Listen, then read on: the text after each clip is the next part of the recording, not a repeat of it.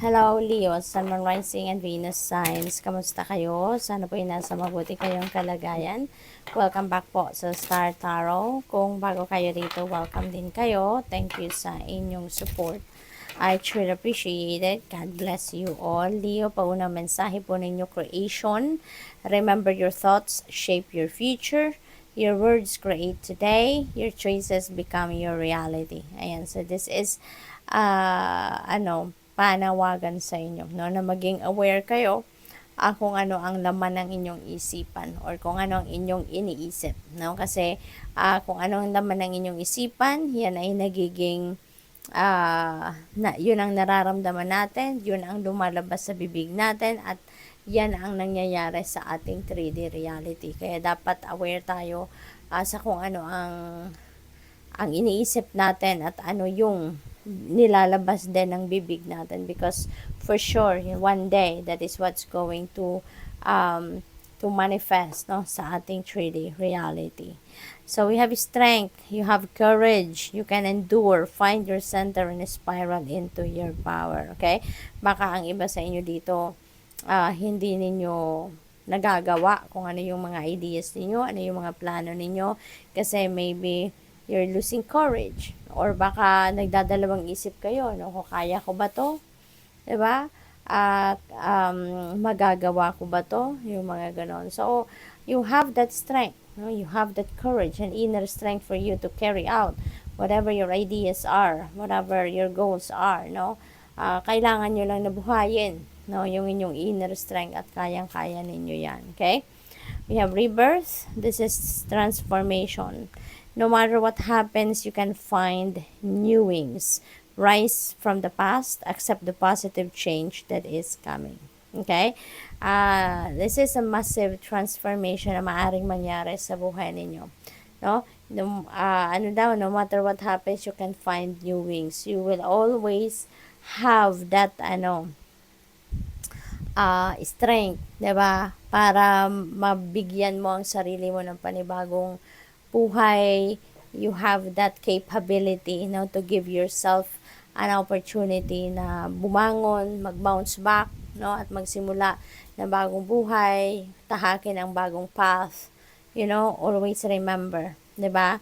Always remember na God has your back, no? As long as tutulungan mo ang sarili mo, as long as tatayo ka din sa sarili mong mga paa, you're going to take action para maging maayos, mapabuti ang inyong sitwasyon, kung ano man ang inyong kinalalagyang sitwasyon. When you take action, for sure, no, the divine universe will send you support. Kasi tinutulungan niya kung sino yung nagsisikap, kung sino yung nagtitake action, no? Tinutulungan niya. Kaya makakaahon ka sa kung ano man ang hirap na pinagdadaanan ninyo. Okay?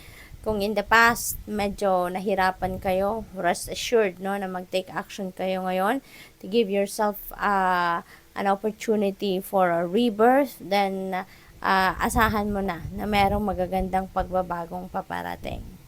What else? We have anticipation. Something wonderful is happening. Ayan na nga, no? Merong magagandang pangyayari, pagbabago na magaganap sa buhay ninyo sa ngayon. Change is in the air. Open yourself to blessings on their way. Ayan, maraming paparating na biyaya sa iyo, no? Kapag nakikita, no, ng universe na ikaw ay nagsisikap, ikaw ay nagtsatsaga, meron kang determinasyon, no, na gawin ang mga bagay na gusto mong gawin, ay talagang tutulungan ka nito. Kaya there are blessings on their way, no? Be ready to receive, no, those blessings, dahil meron ng palapit, no, na mga biyaya sa iyo.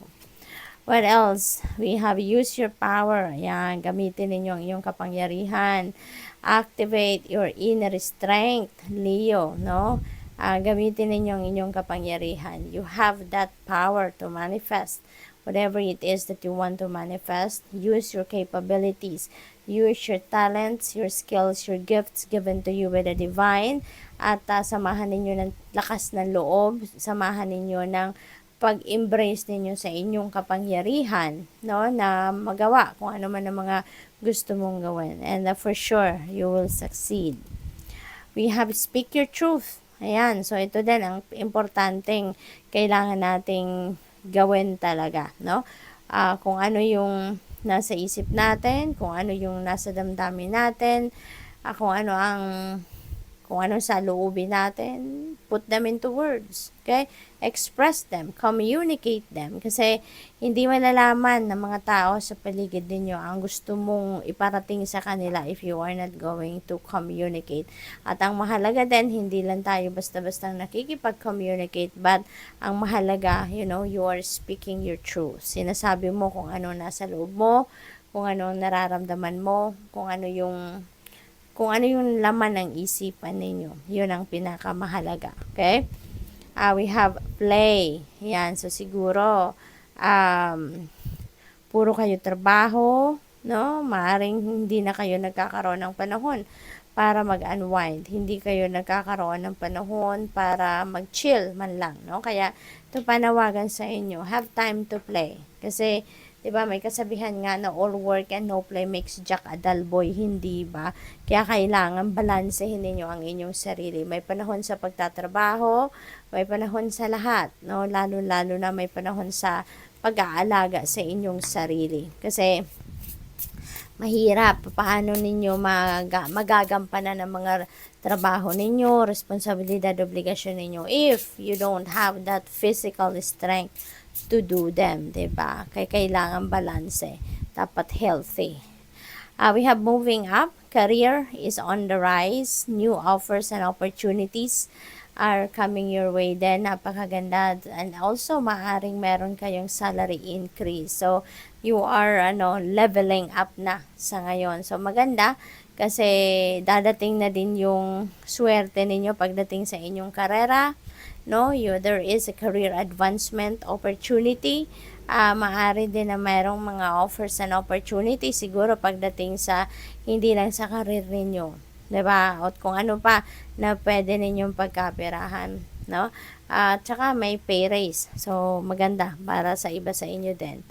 We have exhausted. Ayan, feel financially drained.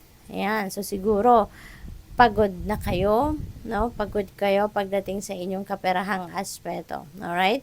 So, maaaring ang iba sa inyo puro, siguro kayo lang lagi, no? Ang nagpo-provide para sa inyong pamilya. Maaaring kayo lang yung nagtatrabaho, kayo yung source, no?